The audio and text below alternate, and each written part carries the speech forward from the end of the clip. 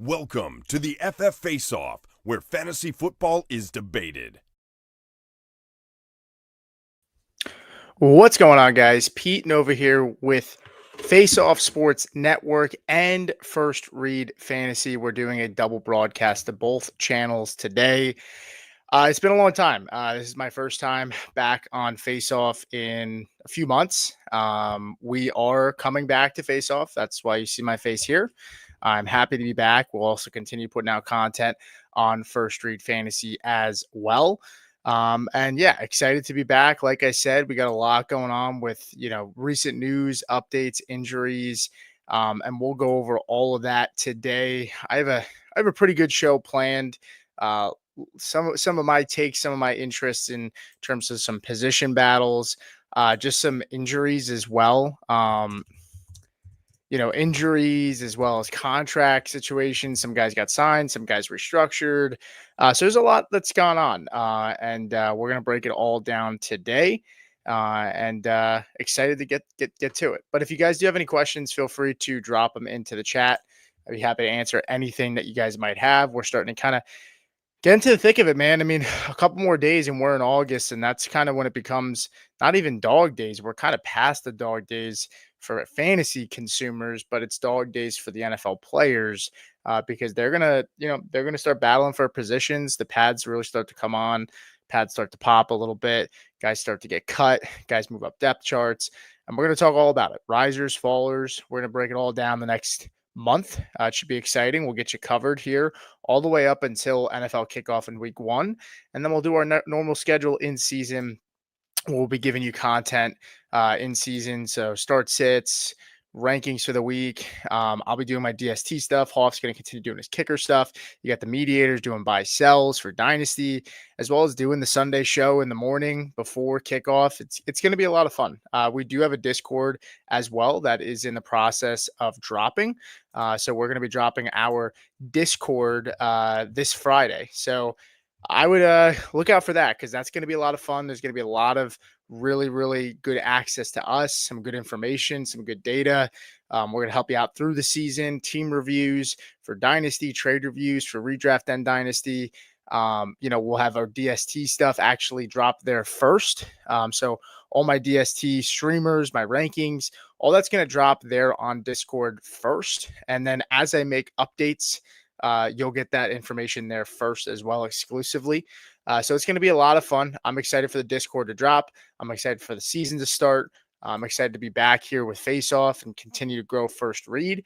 And if you guys didn't know, because we haven't recorded a lot on Face Off in the last month and a half, that's because we ended up going over to First Read. But we're back. We're excited about it. We're excited to get you guys coverage and some information on fantasy and all that stuff. But before I jump into it, Scott said, in Dynasty, should I trade running back Jonthan Taylor for Chase Brown? So I actually just did my I actually was just updating my rankings. I don't know if I think if you're trading Jonthan Taylor, I think you should be able to probably get maybe a pick thrown on there with Chase Brown. So maybe Jonthan Taylor for Chase Brown and like a 2.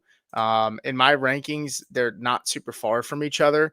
Right now, I have Jonthan Taylor as my RB10 and I have Chase Brown as my RB12.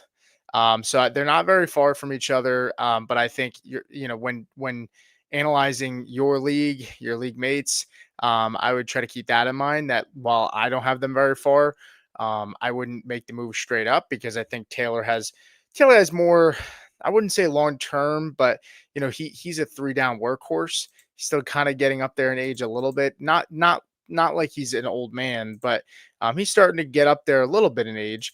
Chase Brown's younger, but at the same time, Chase Brown doesn't have that ability, in my opinion, to be a 3-down workhorse. He did it a lot last year, but I don't think that's what they wanted. I don't think they want him to be that kind of guy. John Taylor's still 26 and a half, though, so he's still young. He's still probably got another 2 to 3 years of elite play left. He doesn't catch the football a ton, which is a little worrisome once that, that explosiveness maybe drops down a little bit due to age.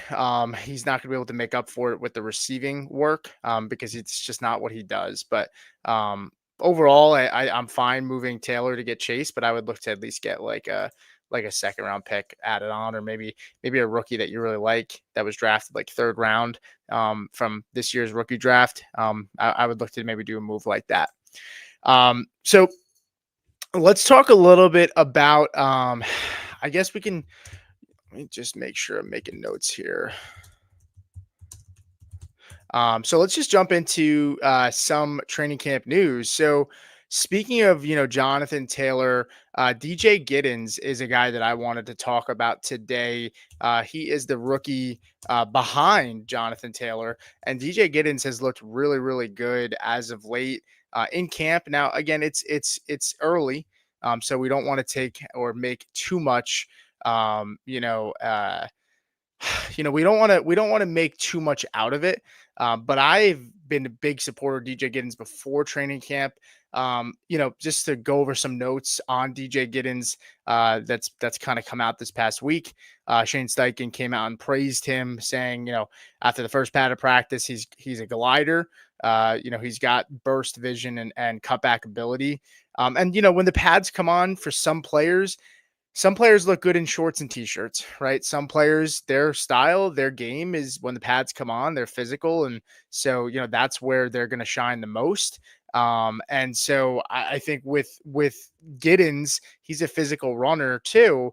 But it's nice to see once the pads come on. You worry some guys maybe get a little bit slower, or they're more stiff because they have the pads on. So it's good to hear that. Some other stuff with Giddens, I guess he delivered some pretty impressive runs during drills and clearly stood out among the depth options early in camp. So that's encouraging for DJ Giddens. If he can lock up, which I think he will, if he can lock up that backup role, I think that's a very premium handcuff, because Jonathan Taylor and this Colts offense, they generally stick to one running back. And so with them sticking to one running back, you're going to get a workhorse, a workhorse there, right? So if a guy goes down, you're looking at, getting a guy that's going to they're going to want to put a guy in a 3-down role, ideally. And when we look at the running back room with the Colts, at least behind Jonathan Taylor, it's Khalil Herbert, Tyler Goodson, Ahmad Salvon, or Salvon Ahmad, who hasn't really done much. And then they also have Ulysses Bentley, who, again, he might have been undrafted. I don't know. I think he came out this year. But I mean, DJ Giddens, I think, is the clear path to the RB2. I don't necessarily know. And James says, did he pass him on the depth chart? I don't necessarily think it's officially that he passed them, but we've seen a lot of Khalil Herbert. I've been a fan of Khalil Herbert, but Giddens is talented. They spent the draft capital on him. I expect them to use him. When you look at Jonathan Taylor's workload in this offense, last year he was number one in opportunity share, 88.4% opportunity share, which is running back carries plus targets. So the targets that go to the running back position, the carries that went to the running back position in the offense last year, Jonathan Taylor was number one at the running back position, right? You look at snap share. He had 80% of the snaps. He was ranked number 2 in the NFL for running backs, number 5 in carries. So, the concern for Taylor, again, which I talked about it before, is really the targets. But, Jonathan Taylor has missed a good amount of time, right, over the last couple of years. 14 games played last year, so he missed 3 games. 3 games missed. He still had 303 rushing attempts. That's pretty significant.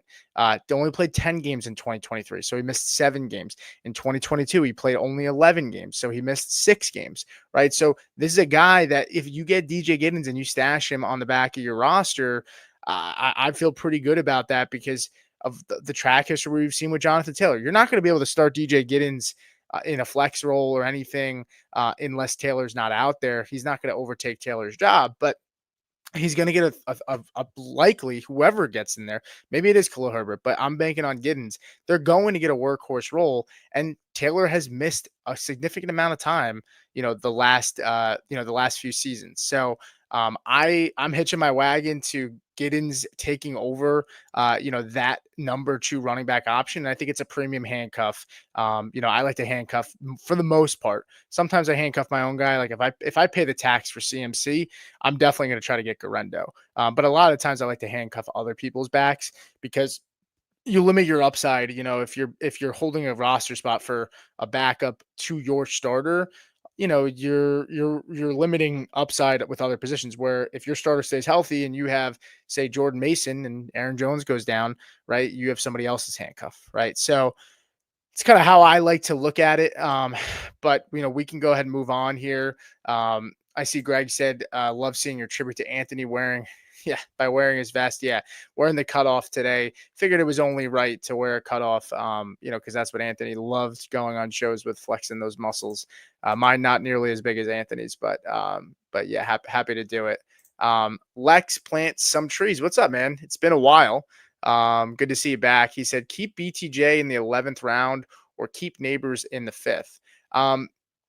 So recently today, Malik Nabers did leave practice early with a shoulder. Now it was reported that Nabers was dealing with some sort of shoulder stuff in the combine of last year. Now I don't know.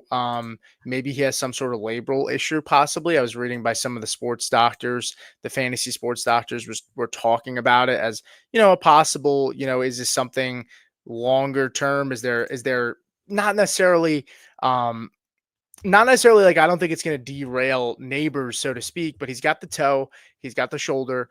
You have time to probably make that decision. So I think you can kind of hold out and see what goes on here with Nabers, and how quote unquote serious it is. I think in a vacuum, I'm gonna take BTJ, because I have Nabers ahead of BTJ a couple spots, but I mean, getting him in the 11th round and being able to keep that fifth, where in the 5th round you're gonna get another really really high upside player. The 5th round you're gonna have a couple of players in the 5th and 6th area that have a chance to be top 12. 11th round, it's a lot more dart throws, and so I'm more willing to take BTJ, who I think is not that far off from Nabers in my opinion. Nabers is a tier ahead of him, but still the value is just too much to ignore there, and you get to keep your 5th. So I think I would lean BTJ, but I wouldn't say taking Nabers is a bad idea either. So I think that would be totally fine. Um, Jamie said, "What's up, dude? What's going on, man?" Greg said, "I prefer my own handcuff, especially with high risk guys like CMC." Yes, yeah. I mean, if you're spending the capital on some of these premium guys like a CMC, who I am super high on CMC this year, I'm not. I'm not saying I'm not concerned. I mean, I'm concerned about any running back that I take first round, because that's a higher bust rate than there are wide receivers in the first round in fantasy. So there's always some concern, and obviously with the injuries and stuff. But if I'm going to take CMC, I'm really, really vying to go get Garendo at some point. I'm even willing to pay maybe an extra round cost on Garendo to make sure I get him, who goes pretty late anyway. So it's not really a big deal if you reach too hard. Jamie said massive value on BTJ, considering they only go a few spots from Nabers. Yeah, absolutely. I still have Nabers ahead of BTJ. I think I'm still figuring out my wide receiver rankings here, but I have Nico ahead of BTJ. I have Drake London pretty close and possibly ahead of BTJ. I'm still firming up my rankings. I have St. Brown kind of right there with BTJ, but Nabers is ahead of all of them for me. So yeah, moving on here. I do want to talk about who do I got next? Okay, so next guy we're going to talk about is Jayden Reed for the Packers. Jayden Reed. This is a guy that's super frustrating. Last year, if you owned him, you were probably not super happy with the return that you got for Jayden Reed. Jayden Reed, the reports coming out is that he's out there on 2 wide receiver sets recently, and that's pretty significant for him. Jayden Reed totaled only 33 snaps in 2 wide receiver sets during his first 2 seasons in the league. And that's what's limited a lot of his upside, guys. But the craziest thing about Jayden Reed, if you go into the numbers, this is a guy that when he does touch the football, I mean, he is like fantasy points per touch. Like, I mean, the guy makes plays when he has the football in his hand. That's why a lot of people were so high on him last year. But that Packers offense, super inconsistent in terms of like what they wanted to do. Last year, Jayden Reed, 38th in total fantasy points per game. In total fantasy points, he was 29th. And overall, 55 receptions last year. Just not going to get it done. But His yards per reception last year, Jayden Reed, 15.6. His yards per target, 11.4. His yards per target would have ranked him third in the NFL last year for yards per target. Yards per reception, he's ranked 11th in the NFL last year. Explosive rating, number 7. He's got an issue with drops. He was 6th in the NFL for drops. But, I mean, target separation, he was number 2 in the NFL last year as well. So, like, and then fantasy points per route run, he was 13th in the NFL. Fantasy points per target, Jayden Reed was number 1 in the NFL. So, like, if there is a possible that there is a bump in, in if there's a possible that there's a bump in workload and usage for Jayden Reed, which to get there, I think he needs to be in 2 wide receiver sets. That's significant in my opinion. And so, looking at Jayden Reed and kind of where he's going right now, Jayden Reed and I'm looking at high stakes ADP. I think high stakes ADP is better to use because it's just people that are putting more money out there, and more money on the line. But in terms of high stakes ADP, Jayden Reed is the 44th receiver off the board. His ADP is 94.39. So high stakes ADP, I like to use that over sleeper right now because that ADP is not completely settled. There's still people that are trying to get into the drafts and stuff. It's just most of the drafts are not happening as much. High stakes, a lot of drafts are happening. Guys are spending real money. And so I like to use that ADP a lot more. But yeah, 94.39. I mean, Jayden Reed's practically going outside the top 100 in high stakes leagues, which is pretty interesting to me. But when you look at this room, I mean, you have Matthew Golden, who was added to this room.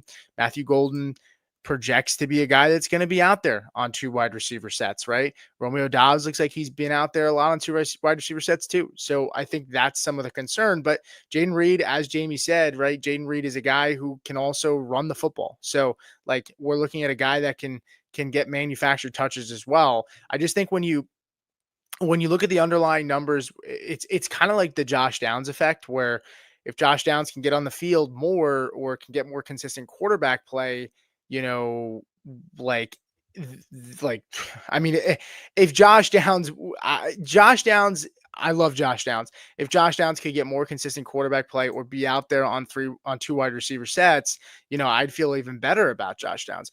But that's the similar issue that he has compared to as well as Jayden Reed. I'm trying to look to see if I can pull up here just 11 personnel from last season. I don't have it exactly in front of me, unfortunately, so I can't give you that. But from a pass rate standpoint, Packers were second last, so 31st, right in front of the Eagles for pass rate last year, 51%. Colts were a little bit better, but not substantially. They were 27th, 55% pass rate. So, these are not high passing offenses that Jayden Reed and Josh Downs play in. And so volume is a little bit of a concern. But when you talk about both of those guys, Josh Downs too, these are guys that like their fantasy points per touch is very, very high.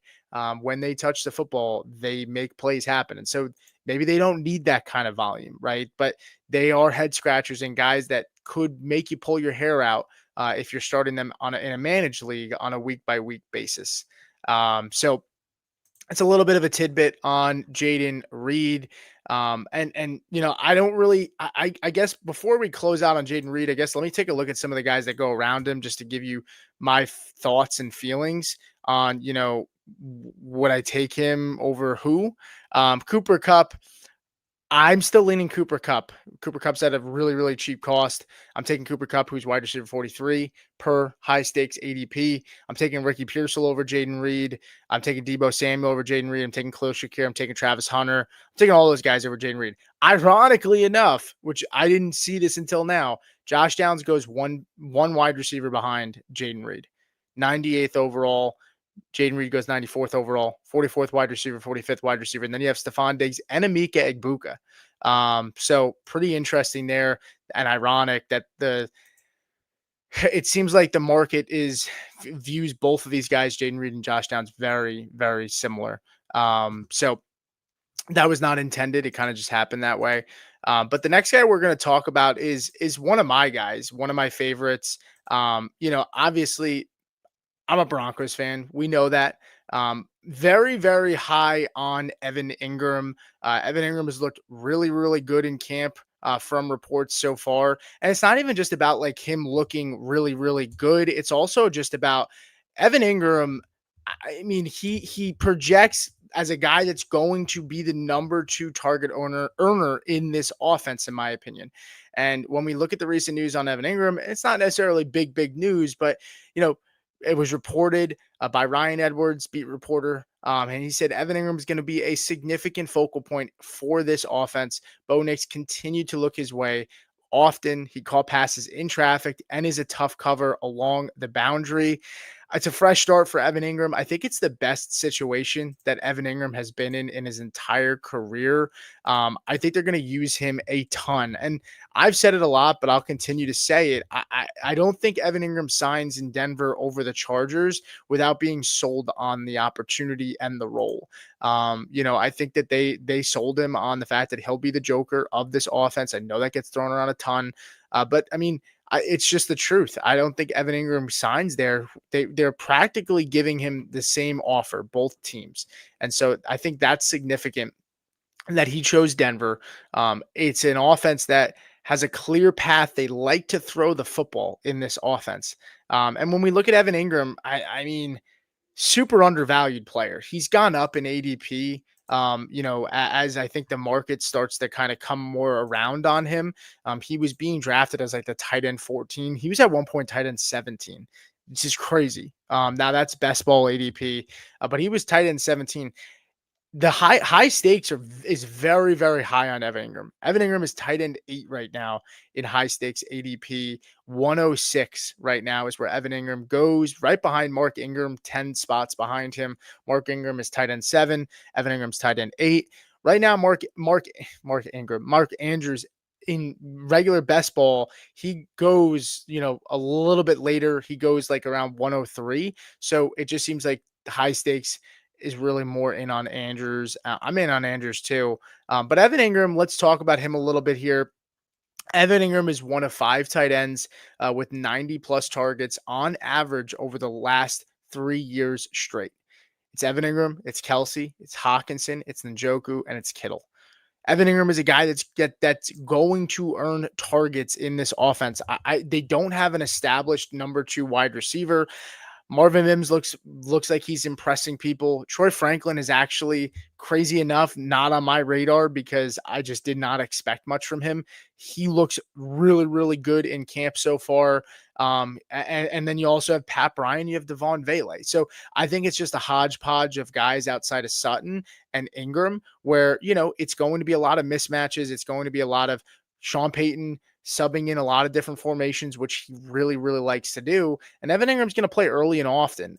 When you look at Evan Ingram, I know people are concerned about the health and the injuries, but Evan Ingram in 2020 played 16 games. It was a 16-game schedule then. In 2021, he played 15 games. That was when we moved to 17-game schedule, and he missed 2 games. So if you take out last year, from 2020 to 2023, that's 4 seasons, right? And we're taking out last year. He only missed 2 games in 4 seasons. So, I mean, and let's also remember the fact too that not for nothing, going back and playing for the Jaguars last year, maybe they just shut him down, right? Like there wasn't a reason to press him to get back out there. That team was going nowhere, right? They were a top 5 pick. So I'm really high on Evan Ingram this year. I just think when you look at it, it's low target competition. And that stat that I mentioned before, one of 5 tight ends with 90 plus targets on average over the last 3 years straight. Ingram ranks 3rd among those guys, which was Kelsey, Hawkinson, Njoku, and Kittle. So I'm pretty high on Evan Ingram. I think he's going to have a good season. I think he's valued very, very well. You're getting him outside the top 100. If you know me, I'm not paying up for tight ends this year at all. The only guy I'll pay up for is George Kittle, and that's if he slips. But Kittle was going like 5th round at one point, and now Kittle's cost is going up. And the reason I say Kittle that I'm willing to spend on him is because Dude, I mean, all these guys on this offense and the pass catchers, they're all going down. They're all getting hurt. It's crazy. George Kittle right now, ADP wise, 45 on high stakes, tight end 3. It's a little bit more palatable of a cost, but the problem with taking tight end high, and even quarterback high, I think quarterback is a little bit easier to take these elite guys. It's a little easier to take one of those guys up there than it is to take, some of these tight ends, because the quarterbacks generally go a little bit later, even the elite ones. But it's because you need to really, really hit on your picks after, because you are now trying to play catch up at the wide receiver and the running back position, because you took one of those tight ends or quarterbacks, high up in the draft, and you're paying premium capital. And you got to make sure that they hit. The tight ends, I'd be more concerned about hitting than some of these quarterbacks. Josh Allen's doing it year over year. Lamar Jackson's doing it year over year. Jalen Hurts, Burrow. I don't expect those guys to not pay off for their ADP. I could see maybe Burrow, but that defense is still really bad. But Burrow is a pocket passer, so he's going to have to throw the football a ton. He doesn't run the football much, so that'd be my concern a little bit with Burrow for his cost. But overall, I'd rather pay up for the quarterbacks than I would rather pay up for the tight end position. To be completely honest with you, let me take a check here in the chat and see what we got going on. James agrees. Said Pearsall, Kirk, Debo over Jayden Reed, and he also said Michael Trey Harris over him as well. I think I'd go Reed over Harris. And then he said Coach Payton will make sure Engram eats. That's kind of how I feel. Best Ball on Call said in for a quick like at work. Appreciate you, man. Thank you for dropping in. Greg said you're not worried about the Broncos running more. They have 2 better running backs this year. And James said Broncos have a tough run schedule, but they have one of the best O-lines. Coach Payton will make it work. Got to run to open up the passing lanes. Burrow can run. He ran like for 200 yards. Yeah, I guess. And it's not a lot. I don't expect him to run a ton, James. But yeah, I mean, as for the Broncos, they, like James said, they have a tough run schedule. But I mean, overall, I'm not that high on J.K. Dobbins. I think he's going to be a short yardage guy. He's going to steal touches in the red zone at the goal line over Harvey. But I think those guys are going to get a lot of work in the passing game as well. And I think Peyton has an ego, man. Like Peyton has an ego like no other.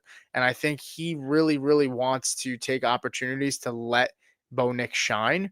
And he wants to take the training wheels off as much as possible because of how much he was clowned for taking Bo Nix where he did. A lot of people made him sound like he was an idiot. So I think Peyton's ego gets in the way sometimes, but I think he has something to prove with Nix, and I think he's going to continue to try to get him to open up more and throw the football a ton. So that's going to do it for Evan Engram. Who else do we want to talk about today? We'll touch on Terrance Ferguson here a little bit. So Terrance Ferguson, one of my guys, really, really big fan of Terrance Ferguson, coming out of the draft. He was one of my favorite guys, but he also just, I think overall, like probably one of my favorite landing spots for all the tight ends, is Terrance Ferguson landing with the Rams. I just think when you look at Terrance Ferguson, his athletic ability, what the Rams have been trying to do, they've been trying to trade up for tight ends the last 2 drafts. They've been trying to hit on the tight end position, and Tyler Higbee's up there in age, man. He's coming off the injury. I'm not concerned about Higbee. Rams OC Mike LaFleur came out the other day on Terrance Ferguson and said, the NFL is just not too big for Terrance Ferguson. He just has that look in his eyes, a real smart kid, schematically. Picked up the offense, no problem in the springtime, and then just kind of the review as we've done the last few days. He's really picked it up where he left off in terms of schematics. This is a very athletic tight end in Terrance Ferguson. When you go back to the combine, and a lot of guys didn't compete in the combine, but Terrance Ferguson did, and he looked phenomenal in the combine. He ran a 4.63 40-yard dash. His burst score was 94th percentile at 129.3%, and that's 129.3. That's per player profiler. Catch radius, he's 90th percentile with a 10.25 catch radius. So, I mean, the guy can go up and get the football as well. He's got a big catch radius. He's fast. He's quick. He's athletic. We're talking about a guy who's 6'5", 247. He's got the size, he's got the weight. And I'm excited for Terrance Ferguson. I mean, college production wise, last year, 43 receptions, 591, 3 receiving touchdowns at Oregon. He also had 6 touchdowns in 2023, 5 touchdowns in 2022. And I really like Terrance Ferguson. I've been a big supporter of him. I actually went back and took a look at the Rams and how they utilize the tight end position. And I think it's a misconception from people that they think that for some reason people seem to think that the Rams don't utilize the tight end position, and that's just not true. I looked back at it from 2019 to 2023. I took last year out because they didn't really have an established starter with Tyler Higbee out. It was just again a hodgepodge at that position. They were just kind of throwing shit at the wall. But that position from 2019 to 2023, so 4 years of data, removing last year, so 4 of the last 5 years, averaged 106 targets, 75 receptions, 751 yards, and 4 touchdowns a season. That's really, really good usage at the tight end position. And I'm not going to sit here and tell you Terrance Ferguson's a guy that, you need to pick up in redraft. I can't necessarily sit here and tell you that he's going to make a huge impact. But I mean, the dude's profile is a massive buy for me.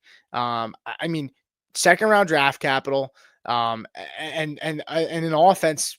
I think Sean McVay is the best offensive coordinator in the entire NFL still. So I'm extremely excited for him. I went over some of the metrics for him, but I mean, his RAS score was a 9.32. His speed at 6'5", a 4.63. I mean, absolute monster. I'm really, really excited to see Terrance Ferguson. So go out there. If you haven't had your rookie drafts, where there surprisingly are some people that haven't, go out there and go get Terrance Ferguson. I can't get enough of him. I'm super excited for him. I'm excited for Mason Taylor too. I really, really like Mason Taylor. I think Mason Taylor has a really, really good chance to be the number 2 target earner in that offense with the Jets. But those are 2 tight ends I'm in love with, just long term from a dynasty perspective. And I think they landed in really, really good situations. Next guy we'll talk about today is going to be Ricky Pearsall. Ricky Pearsall, he was injured. He comes back finally. He's practicing. He looks healthy out there. And overall, I was a fan of Ricky Pearsall, before, him having a good day as soon as he came back from camp. But I mean, the reports came out for Ricky Pearsall, and I'll go ahead and read it to you. You make it what you think. But, Pearsall looked like he hadn't missed a day of practice on his first day back. He caught 3 passes from Purdy, a swing pass behind the line of scrimmage, an intermediate pass over the middle, and a touchdown in the red zone. I think what's encouraging to me is the usage there too. It's early. I totally get it. I'm not trying to make too much out of this, but using him out of a swing pass, behind the line of scrimmage. So using him there, using him in the intermediate. And then I saw the touchdown. It was a decent throw, which had a little bit downfield too. It's encouraging. I'm super high on Ricky Pearsall. I like where he goes. Looking at the wide receivers that go around Ricky Pearsall, we talked about Jayden Reed. We talked about Josh Downs. Those guys go behind Ricky Pearsall. You have Khalil Shakir, Deebo Samuel, Travis Hunter. I would maybe take Deebo Samuel over Ricky Pearsall, but I think I'm still sticking with Ricky. But Deebo Samuel apparently has looked phenomenal as well. But Ricky Pearsall, wide receiver 42 off the board, 91.27 in terms of his ADP in high stakes. And I love Ricky Pearsall. I mean, when you look at what Ricky Pearsall was able to do, when given the opportunities last year, it's hard to ignore that, right? I talked about Ricky Pearsall the other day, but Ricky Pearsall led the league in catch radius last year, right? So he has a catch rate. So he has very, very reliable hands. He averaged 13-yard routes per game outside of the final 2 games. When he was given that opportunity in those final 2 games, he ran 35 routes and 43 routes, right? So he was used very, very well. And you saw it happen on the field, right? 10 targets, 8 receptions, 141 yards, 1 touchdown, 28.7 fantasy points, 8 targets, 6 receptions, 69 yards, 1 touchdown, 18.9 fantasy points. There's a dude that got shot last year, comes back, and was productive when given the opportunities. And this wide receiver room is an absolute mess. I mean, you have Jauan Jennings, who left practice early yesterday. You have Brandon Ayuk, who, I mean, nobody can give us a straight answer as to what's going on with Brandon Ayuk. I mean, Brandon Ayuk, no timeline is what we heard again today. No timeline for Brandon Ayuk. I mean, I don't know. I mean, I'm sitting here today telling you that I think Brandon Ayuk is going to start the year on the pup. He's going to start the year on the pup. I think go get Ricky Pearsall if you're drafting in best ball. Go get him before his ADP goes up, because you have Jauan Jennings, who goes out and now he has a calf injury, right? He has a calf injury, not good. Ayuk still recovering from the injury with the ACL from last year, right? The knee injury, right? It's an absolute mess, and that offense is going to throw the football. They're going to be good. CMC is back. George Kittle is back. So, I mean, Ricky Pearsall has a chance to honestly take over that number one wide receiver role if Jennings misses time, which we're still waiting to hear back. But you don't want to hear that he left practice early with the calf. I'm extremely high on Ricky Pearsall. I love where he's going in drafts right now. I think he's a guy that can finish inside the top 25. He's going at an ADP around the 40s at the wide receiver position. I think he can almost double his finish. I think he can double what his ADP is going at the wide receiver position. So I'm really high on Ricky Pearsall, and I another guy that I just continue to get more and more exposure of. So let me take a break here, take a look at the chat. I appreciate you guys watching. Go ahead and like the show, subscribe if you are here. I see there are people are watching over on First Read. There's people watching here on Face Off. Just so the First Read listeners know, and I did bring it up before, but we are going back to Face Off. First Read is still going to be in operation. We're still going to put content out there, but mainly we're going to be back over at Face Off Sports Network. So if you are not subscribed to us already, make sure you go ahead and do so. But super excited to be back. It feels good. This is where I got my start. Anthony and Hoff, brought me in. God bless Anthony's soul. I wouldn't be where I am today doing content. I wouldn't be doing any of this. Anthony took a chance on me. I'm happy to be back. I love this channel. I love our fans. I love our supporters, and I really, really do appreciate you guys tuning in and supporting us this whole time. I did mention before as well, we are dropping a Discord on Friday. Our Discord is going to officially launch. We're going to do a giveaway on Friday's show. We're going to do a giveaway, I think, of a month or two of our Discord subscription for free. So you guys will be able to get into that if you are watching live. We're going to give it to one of the live viewers. And we're excited to launch that, man. It's going to be a ton of access to us. We can't always be here live. We'll give priority responses to people in the Discord, do team reviews, trade reviews. It's just going to be easier access to us. You'll have our full rankings for redraft. You'll have our full rankings for dynasty. We're going to do exclusive shows as well for just Discord members. It's going to be a lot of fun. And so we're excited. This is going to be a really, really fun August. This is my favorite time of the year. You get training camp. These shows are fun. We go through all the news and the notes and what's going on around the league. And I think it's going to be a really, really fun off season. We're super, super excited for you guys to continue to work with us and support us. And so, I'm just want to make sure I gave that news to you guys. Again, there's some more people that are joining in. And so I just want to make sure people are aware. Again, we're going back over to Face Off Sports Network. First Read Fantasy is still going to be in operation. I'm streaming on both right now. We're still going to stream on First Read Fantasy. But if you don't follow us at Face Off Sports Network and you aren't subscribed, go ahead and do so. On Friday, we're dropping our Discord. We're going to give away a membership of at least 2 months to at least one member in the live stream. And it's going to be a lot of fun, and appreciate everybody tuning in. Let's get back to some of this news. Let me check out some of the comments here, see if I missed anything. Jamie made a note on Ferguson and said that the Rams wanted him in the first round, still got him in the second. Yep, I definitely saw that as well. James said he's taken Ferguson in best ball. Greg said he just picked up an orphan. The team has Pitts, but I'm not a fan. He's getting a bit of hype. Do you think it's a sell now? Yes.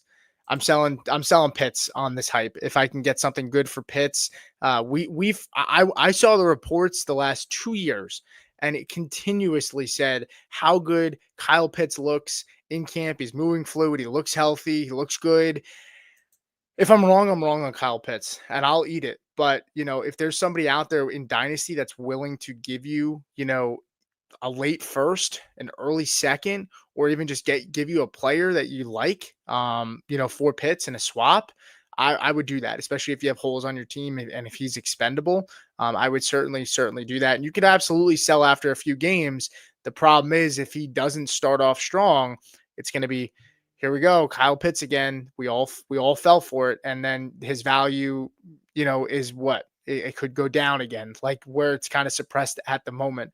So that's my concern there. I would shop him, see what you can get, and then if not, hold him and maybe sell him if he has a couple good games, or you keep him. But I would definitely look to see if there's anybody out there that's buying in on that hype right now. James said he loves Ricky Pearsall, and Jamie said going from outside the top 80 wide receiver last year, I doubt Pearsall hits top 24. I think it's possible. I mean, if Brandon Ayuk misses the first 4 games, if Juwan Jennings is his value is inflated from some really, really big games last year. If you look at Juwan Jennings, I mean, I think he had like 6 or 7 games below in the single digits last year in total fantasy points. So, I mean, if Ricky Pearsall is the number 1, which is very possible in this offense, that should be a top 10 offense with CMC back, and that schedule's cake. I think it is possible. I do think it's possible. Jamie said Anthony lives in all of us. Greg said good to have you back. Appreciate you guys. And James with the tribute to Anthony as well. Yeah, appreciate you guys. I can't thank you guys enough for the support. Let's keep rolling on with the show here, because I have a couple more things I want to get to. Just kind of sifting through some of this. Next player that we're going to talk about is going to be Pop Douglas, if you've listened and watched me talk a little bit over this offseason, I've been a fan of Pop Douglas. I like Pop Douglas. I think he adds an element to that receiving game, an explosiveness, a twitchiness that they don't really have outside of Trevion Henderson. And Pop Douglas has looked phenomenal from what the reports that have gone out there are saying. Demario Douglas, or Pop Douglas, has been the Patriots' best pass catcher, and it isn't even close per Taylor Kyles. Taylor is a beat reporter for the Patriots. He looks more comfortable than ever under Josh McDaniels, consistently getting open and catching everything thrown his way and quickly becoming Drake May's top target. Mike Vrabel even came out and said that Pop Douglas is one of the Patriots' offseason award winners. All glowing things that you want to hear. I think it's super important to remember that Josh McDaniels is now the offensive coordinator for this offense. And so what did Josh McDaniels love to feature in his offense? The slot receiver, Julian Edelman, right? We saw so many Danny Amendola, right? I'm pretty sure Wes Welker, he was there when Wes Welker was there, but I don't know. He did come back he left, he went to Denver, he got fired, right? So I don't know the timeline there, but I'm pretty sure Wes Welker was there during Josh McDaniels' time there. But Pop Douglas is going to be featured in the slot. He had 88 targets last year, 67 receptions, 621. I put out a post about it a month ago that I think Pop Douglas is the best value in drafts currently, right? And honestly, like, I don't feel crazy saying that even today, now that some of the time is worn off about Pop Douglas. But I mean, he's a guy that has earned a ton of targets, right, in the past, right? He's a guy that's explosive, and I don't know. I'm super, super high on Pop Douglas. More reports came out about him, but there has been a lot of talk about Stephon Diggs per this report by the Patriots Wire. Tons of reports about Stephon Diggs and Kyle Williams that people have seemingly forgot about Pop Douglas, who should even be better in McDaniels' offense, and his connection is growing extremely, extremely fast with Drake May. Pop Douglas is a buy for me. I think you can get him pretty cheap. And that's a player that I want to go out and get. I think he's really, really good, guys. Target quality and catchable target rate, Drake May gave him good targets last year, right? 11th in target quality rating, catchable target rate, number 9, right? So he has that. And guess what? Slot snaps last year, he ranked 4th in the NFL last year for slot snaps. Josh McDaniels loves the slot receivers. Stephon Diggs is probably going to play in the slot a decent amount too. Don't get me wrong. But I mean, this is a guy also that generated a ton of target separation. 6th in the NFL, Pop Douglas, in target separation at 2.17. Slot receivers get a bad rap, in my opinion, because people feel like their upside is a little bit limited for whatever reason. But slot receivers, I mean, those are guys that get the most volume usually, right? They're the guys that get peppered. They're in the open field. They get the most mismatches, right? Because they get motioned around, and sometimes they get the linebacker covering them instead of getting a corner, or they have a safety who might not be as good at in pass coverage. So I really like Pop Douglas this year. I think that New England defense should be much, much improved. I don't know how good they're going to be, but I think their front is going to be one of the better fronts in the NFL. They improved a ton. They improved the back end. That defense was a mess last year, but they play in a division that, with the Patriots, the Dolphins, if they rebound, should be high scoring games. And so maybe they're playing from behind, and that should bode well for him too. Last thing I'll put out there on Pop Douglas: win rate versus man last year, number 2 in the NFL. Pop Douglas, 42.9% versus man coverage in terms of his win rate.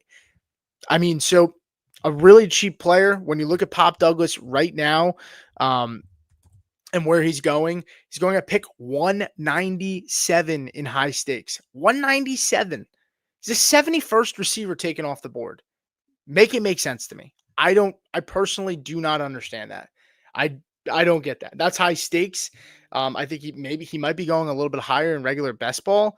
That makes absolutely no sense to me. I don't even understand that. My brain does not compute that, to be completely honest with you. So yeah, Pop Douglas is a super, super strong value. James came out and said, question, do you draft Wan'Dale, Trey Harris, or Shaheed Coleman, Kirk over Demario Douglas? I mean, it all depends on cost, right? Out of these guys, I actually happen to really like Wan'Dale Robinson too. So Wan'Dale and Demario Douglas are guys that I'm targeting. Wan'Dale is more expensive, right? Wan'Dale goes at 154. Pop Douglas goes at 197. When you look at Christian Kirk, Coleman's starting to get a little bit steamed up too. He's got some positive up and down reports right now. He's wide receiver 52, going to pick 128 in in high stakes, which is NFC ADP. Christian Kirk goes right behind him. But you have guys like Christian Kirk, Keon Coleman. For those costs, I would rather take a chance on Keon Coleman. And if I'm burned, I'm burned. I like Christian Kirk, but Keon Coleman, opportunity to be the number 1 in his offense with Josh Allen. I'll take the chance there, I think, more. Trey Harris, I'm not buying into this year that much. I think Quentin Johnston's still going to be involved. I have Trey Harris in Dynasty. I don't know how startable he's going to be on a week-by-week basis. So yeah, I mean, I at the value, I like Mario Douglas the most out of all those guys. I mean, he's going undrafted in regular formats. Because he's in the pick 190s, which most teams don't have that big of a bench. So I like Demario Douglas a lot. Let's take a look at some of my other news and notes here as well. Calvin Ridley. Calvin Ridley has kind of consistently been a guy who, people have talked up this offseason. He was one of my guys that I had as a buy this offseason as well. And overall, I mean, it makes a lot of sense for Calvin Ridley to be a producer for fantasy this year. I'm just taking some notes really quick. I like to just, for the timestamps, go back and later. But let's talk about Calvin Ridley. Calvin Ridley gets a new quarterback in Cam Ward. Their connection looks pretty strong so far in camp. And when you look at Calvin Ridley's last season, he had 120 targets. He only had 64 catches, but he was number 1 in air yards, 1,883, first in the NFL. Anthony would hate that I would bring up air yards. We had a whole argument about it last year. And air yards, I'm not sitting here, hanging my hat up saying that's the smoking gun is the air yards. That's why Calvin Ridley is going to be really good this year. But 59.2% of his targets were catchable. 59.2%. Only about half of his targets were catchable last year, and he still garnered 120 of them. He was not that bad. I think people have expected Calvin Ridley to be better because of he's not the guy that we saw in Atlanta, right? He's just not, right? Last year, Calvin Ridley, wide receiver 28 right now. Well, not right now, but last year, when we look at Calvin Ridley and where he's going, he was wide receiver 28 last year. He's going as wide receiver 34. He finished as wide receiver 28, and we're assuming he's going to finish worse with a quarterback upgrade, with an offense upgrade. I don't see that happening, right? He's wide receiver 34. He goes pick 70. I honestly, full transparency, Chris Olave goes one wide receiver behind him, 3 spots back. I prefer Chris Olave over Calvin Ridley, but I think both guys are really strong bets. I like Roma Dunze a lot as well. I don't like Chris Godwin, who goes before all 3 of those guys. But I really, really like Calvin Ridley. I think Cam Ward is going to make this offense better, even if he's average. Even if he's average, it was terrible quarterback play last year. Last year, Calvin Ridley, 97th in catchable ball rate due to poor quarterback play, 97th percentile, right? So, despite all that, he was still the wide receiver 29 and he was the wide receiver 28. Sorry. And on a points per game basis over the last 11 games, if you just take that last stretch of sample size, he was wide receiver 29. So I'm in on Calvin Ridley. It looks like the connection is growing a little bit there. I think it's encouraging, and I'll buy that. Now, the last and final segment of this that we're going to talk about is some training camp roster bubble / cut candidates. Now, I'm not predicting that all these are going to happen, guys, but I think it's important to at least note and keep an eye on some players that could be possibly on the bubble or just cap casualties. I think all of that's important to go over, and so I'm going to go over some of them now. First guy, and all these guys are somewhat important to fantasy. First guy is Taysom Hill. Taysom Hill is a guy who the Saints move on from Taysom Hill June 1st cut, which it's already past June. They saved $10 million. He's a guy that got banged up last year. He's coming off of a knee injury. I expect them to move on, save that $10 million. It makes a ton of sense. I don't think they're making the cut just yet, but I think it's going to happen in the next few weeks. And honest to God, Sean Payton and the Broncos probably will pick up the phone and give Taysom Hill a call, see if he wants to come on over. But speaking of the Broncos, I think truly, and this might be surprising to some, but I think Audric Estime is a very, very possible camp casualty. This is a team in Denver who brings in RJ Harvey. They brought in J.K. Dobbins, and Audric Estime was a healthy scratch last year. Healthy scratch for the playoffs. So I think that's pretty telling. And it was for Tyler Bidet, who came off an injury. I don't think he got like 1 carry in the playoff game against the Bills. And they didn't even. It's concerning for Estime with how bad that offense was at running the football because the running backs were just so bad, and he still wasn't getting much time. I think this team really, really likes Jaleel McLaughlin still. I think he's a guy that Sean Payton really, really trusts, and Estime hasn't really instilled that trust. I mean, Audric Estime had a fumbling issue last year, right? And I think that's what hindered him getting onto the field. And I think he's a very, very strong candidate to be cut. They have Jaleel as the running back 3, in my opinion. Tyler Bidet could easily get that RB4 spot, or Blake Watson, who they drafted, I think, out of Memphis last year. And then they also have to carry Michael Burton, who's a fullback, right? So it depends on how many tight ends they hold. But right now they have Evan Engram, they have Adam Troutman. I think both of those guys for sure make the roster. They have Caleb Lohner, who they drafted 7th round, who was more of a basketball player in college, didn't catch a lot of passes, but he's a really athletic freak. I think Caleb Lohner has a good chance to make the roster possibly if he continues to impress, because I don't think they want to take a chance of him not coming back to the practice squad. Then you have Lucas Kroll and Nate Atkins, right? So Michael Burton is the fullback. Sean Payton likes to use the fullback. He's going to likely make this team unless it's Nate Atkins, who Nate Atkins can play fullback that H back and then play tight end as well. That's the only way I see Michael Burton not making it. But I try to count Michael Burton in with these running backs, and how many guys are you going to carry? So I think Audric Estime is a very, very possible camp casualty, camp cut. And then let's go on to some of the other players. Let me go back to my list here really quick. Kareem Hunt. I think Kareem Hunt is a very, very possible camp cut as well. It would be speak volumes on Pacheco's progression, on how he looks, but also Brashard Smith and Elijah Mitchell. Elijah Mitchell has flashed a ton in camp. Elijah Mitchell has gotten some reps with the ones. Brashard Smith has gotten some reps with the ones. Kareem Hunt, they would save a little bit of money just cutting him. And honestly, it's a crowded room. I think we would all probably rejoice in happiness if Kareem Hunt were to get kicked to the curb, so that this offensive running back room gets a little bit more clear and less murky. And then next guy, I don't think he's going to get cut. I really, really don't think he's going to get cut. But I just got to bring it up because he's a guy that's gaining a lot of steam, and he's a guy that I have a lot of exposure to. It's Ja'Cory Croskey-Merritt. He still has to make the 53-man roster. They still have a crowded room over there with the Commanders. You have Brian Robinson, you have Austin Eckler, who they could cut and save some money, but I don't think they want to move on from Austin Eckler. But I could also see Austin Eckler being cut too if Ja'Cory Croskey-Merritt looks good, if Brian Robinson looks really good, and some of the guys behind him. But just taking a look at the rest of this running back room, you have Austin Eckler, Brian Robinson Jr., they have Jeremy McNichols, they have Chris Rodriguez, they have Demetric Felton, who I'm not worried about at all.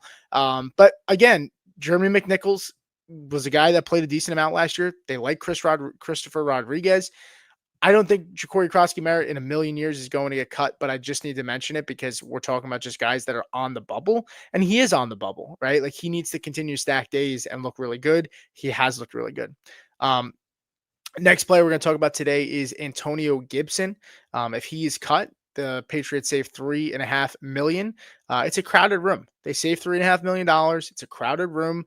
They brought in some running backs via the draft with Henderson and Lan Larson. And I could easily see them going out and just saving $3.5 million. They have Ramondre Stevenson, who they just extended, who's not getting cut. So I think Antonio Gibson is certainly a guy that I'm keeping my eye on. I think he can be cut. Najee Harris, I only think he gets cut because they're going to have to eat they're going to have to eat like $5 million if they cut him. But if there's a way that this Chargers team can wiggle out of this contract because he got injured due to this non-football injury with fireworks and stuff, if that's a possibility that they can somehow get out of that contract, I mean, I think that they might consider that. But because Amarian Hampton, is the guy. I think truly they signed Najee Harris, but I think it was in part I don't think they knew if they were going to get Hampton.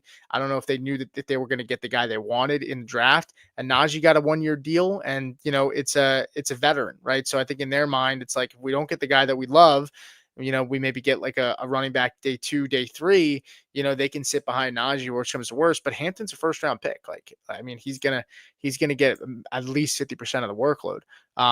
Next 2 guys left, Brendan Rice, just a crowded room. That's really not super notable unless you're a dynasty guy. Jerry Rice's son. It's a crowded room. A lot of young guys stepping up there. A lot of reports of some of these guys that are just shining in that wide receiver room. And I think it's very possible Brendan Rice is cut. So if you have him in stash in deeper leagues, just keep that in mind. And then the last guy's Cam Akers. I got some flack on this earlier today when I said Cam Akers could be a cut. They save $1 million with Akers. They don't have much invested in him. They brought him into OTAs. He looked good. But they have Kendra Miller and they have Devin Neal, who have looked capable so far. But we'll see. Cam Akers could be their RB4 and make the roster. But he's just somebody to keep an eye on too as well. That I think is very possible to be a cut candidate. And that's going to really do it for me, guys. Thank you so much for watching. I do want to say we have 8 people watching on First Read. I know I said this already, so if I did say this and you've heard me say it a couple times now, I'm just trying to put the point across that we are back on Face Off Sports Network. We're going to continue to broadcast over. We're going to continue to broadcast over at First Read Fantasy. We're going to continue to put some more content out there. But overall, we just want to see if we can try to filter guys back over to Face Off, because that's where our main hub is going to be. I just sent over the YouTube link. If you are on First Read Fantasy, come back over to Face Off Sports Network and subscribe to us over there. We actually have more people watching at First Read than we do Face Off right now live, which is great. It's just a testament to show that people really like us on that channel and they followed us. But just to let you guys know that we're over here now mainly at Face Off Sports Network. We are dropping that Discord on Friday. Make sure you're here for the show on Friday, because we are going to give away 2 months for free in our Discord to one of the live listeners. Appreciate everybody showing up. Greg, Jamie, James, I think there was who else? Dynasty FF. I missed your question, man. Shoot me a ping on Twitter. Really appreciate the chat, guys. And that's gonna do that's gonna do it for me. Welcome to the FF Face-Off, where fantasy football is... Got a little choked up there. That's gonna do it for me, guys. Thank you so much for watching, and I'll see you guys next time. Welcome to the FF Face-Off, where fantasy football is debated.